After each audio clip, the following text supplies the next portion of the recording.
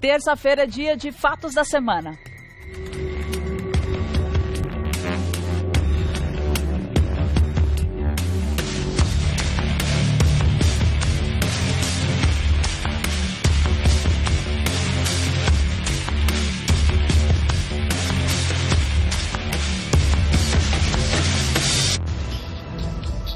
O ministro Teori Zavascki, relator da Operação Lava Jato no Supremo Tribunal Federal, uma das vítimas do avião que caiu em Paraty na semana passada, estava prestes a homologar 77 delações premiadas de executivos da empreiteira Odebrecht. Na semana passada, o país foi surpreendido com a notícia da morte do ministro do Supremo Tribunal Federal, Teori Zavascki. Relator da Operação Lava Jato, ele foi uma das vítimas do avião que caiu em Paraty, no Rio de Janeiro.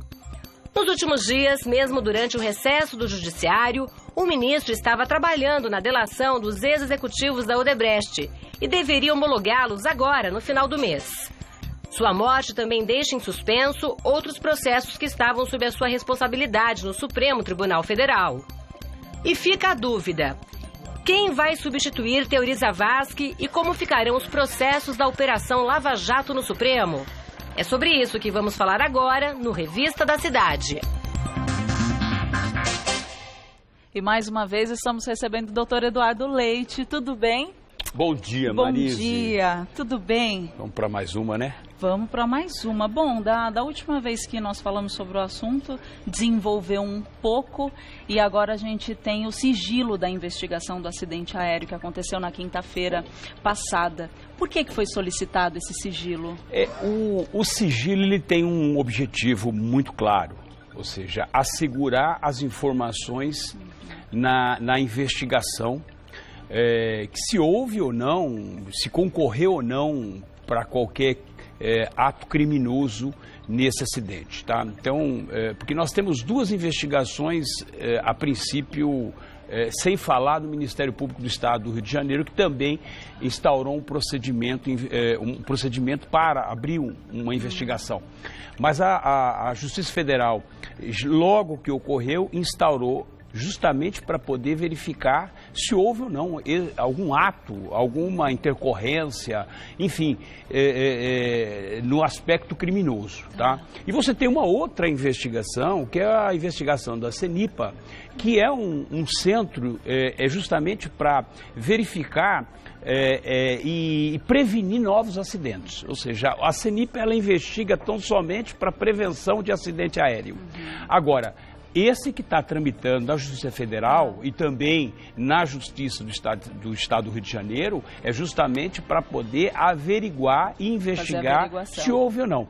O sigilo... comum? Ele é considerado comum? Olha, o sigilo não é assim tão comum. Entretanto, como envolve uma autoridade importante que estava envolvida diretamente numa investigação, eu diria, relevante para o país, para a nação, então, obviamente, todas as conjecturas ocorrem, né? Ou seja, de um acidente, de um simples acidente, até, eventualmente, a intervenção de atos criminosos que pode ter ocorrido ou não. Entretanto, isso é muito prematuro hoje você antecipar qualquer situação nesse sentido. Tirar alguma conclusão. Então eu acho que o sigilo, ele, nesse momento, ele... Há quem, na verdade, repudie a decretação do sigilo, porque a sociedade precisa ter conhecimento dos fatos, ou da impressão de que vão esconder alguma coisa. Não é isso, na verdade é para resguardar mesmo as informações que vêm para dentro desse procedimento, tá? Então eu vejo como uma situação muito natural a decretação do sigilo. Falar um pouquinho da escolha nesse processo do relator. Como que fica a Lava Jato nesse momento? Bom, nós temos aí algumas situações que estão sendo desenhadas, tá? O próprio presidente Michel Temer já anunciou que só vai indicar o substituto do ministro Teori a partir do momento que o relator tiver sido designado, o novo relator designado nesse procedimento, ou seja, o relator da Lava Jato necessariamente.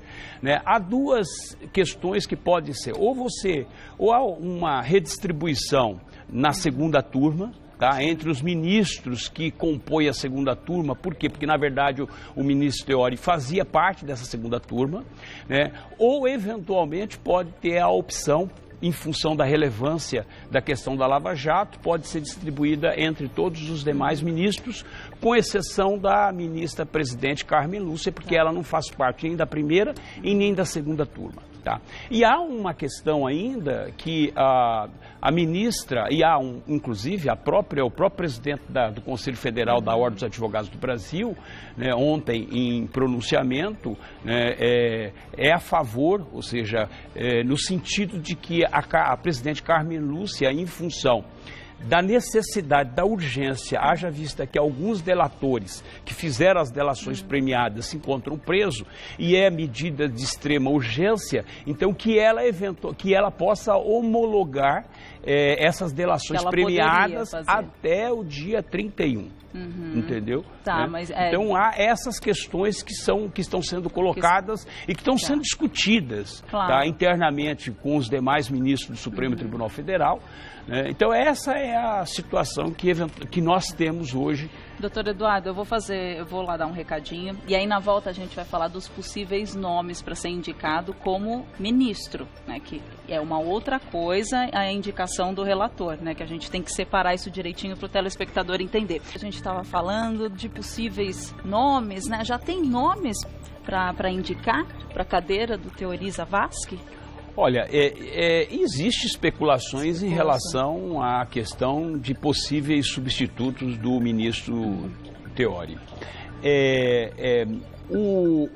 O pronunciamento, ou seja, o que o presidente da República tem se manifestado, porque a indicação é dele, né, e obviamente uma vez indicado vai para a Comissão de Constituição e Justiça do Senado, ele é sabatinado e é submetido ao plenário do Senado para aprovação. Aí, após todo esse trâmite, aí sim ocorre a nomeação pelo presidente da República. Mas o Temer, ele tem, na verdade, pelo menos o que tem veiculado, buscando um nome técnico, tá? Dentre as pessoas que foram apresentadas, tem alguns nomes que foram sugeridos dos tribunais superiores, tá? Ou seja, porque já tem, na verdade, uma experiência com o Tribunal Superior, tem a questão técnica, né? Porque você pode fazer nomeação, você tem duas formas de indicar um ministro para o Supremo Tribunal Federal. A indicação política, que agrade os políticos e, obviamente, passe pelo crivo do Senado, né? Ou você, na verdade, faz a opção por um ministro mais técnico, uma indicação mais técnica, né? Que eu acho a segunda opção é sempre mais segura, né? E buscar dentro dos tribunais superiores, eu acho que é uma saída bastante razoável, né? Responsável sobretudo, porque são as pessoas que já integram um tribunal superior. Sim, sim. A indicação do Michel Temer para um ministro, não necessariamente este ministro que ele vai escolher tem que ser o relator da Operação Lava Jato, não é isso?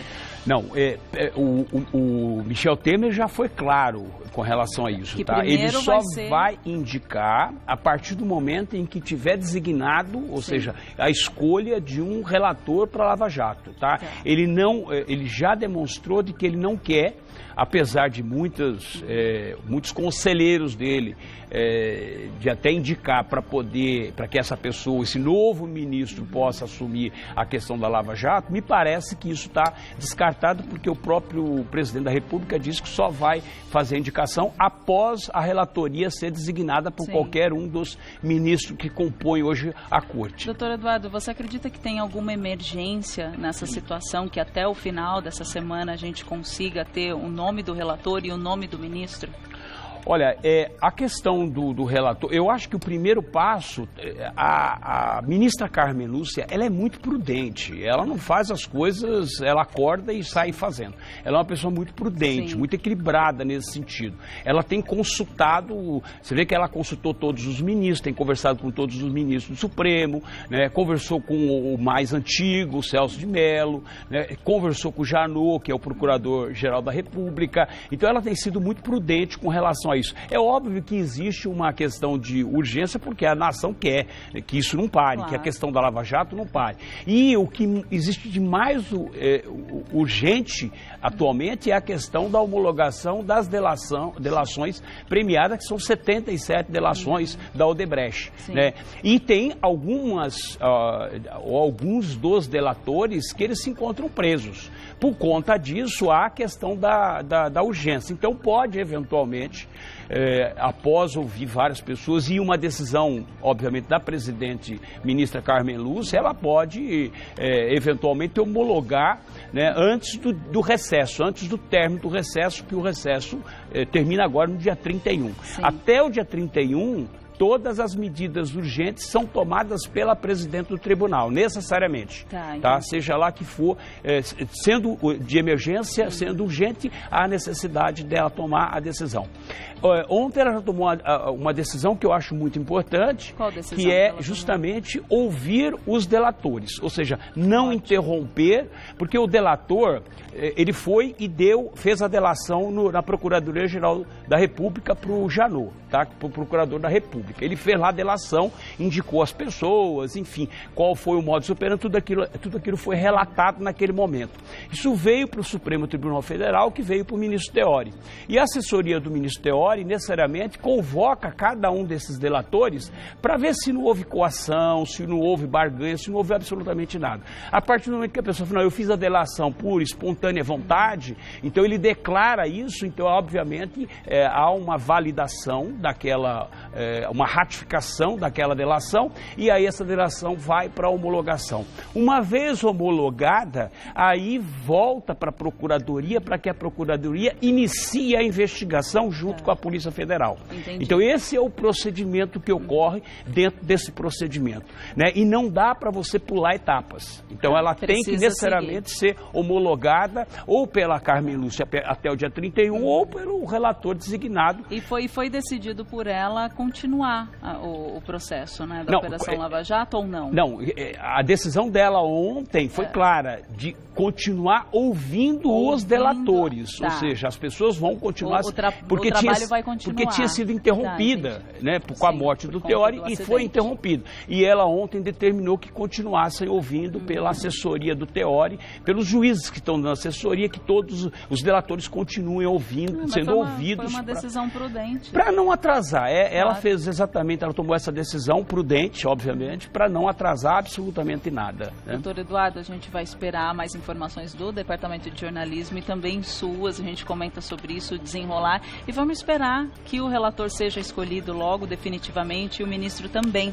Muito obrigada, doutor Eduardo. Vamos esperar que, sobretudo, que esse relator não tenha nenhum partidarismo, não tenha nenhuma tendência, que seja efetivamente técnico, escolha, né? Obviamente. Exatamente, técnico, como você falou. Para conversar com o doutor Eduardo Leite, é lá no Facebook, facebook.com/Eduardo César Leite. Obrigada. Ótima semana, ótimo feriado, né? Porque São Paulo tem feriado amanhã. É aniversário da nossa cidade.